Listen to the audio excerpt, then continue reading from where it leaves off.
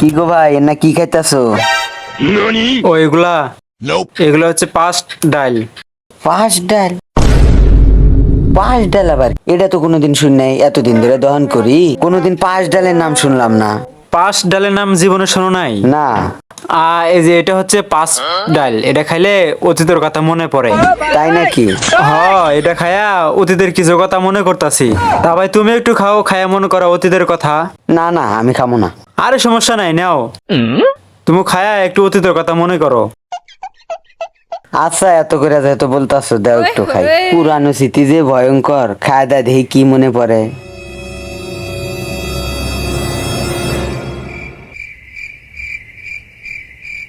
আসলেই তো মনে পড়ে, আমার একটা কথা মনে পড়ে গেছে। বললাম না এটা খাইলে অতীতের কথা মনে পড়ে।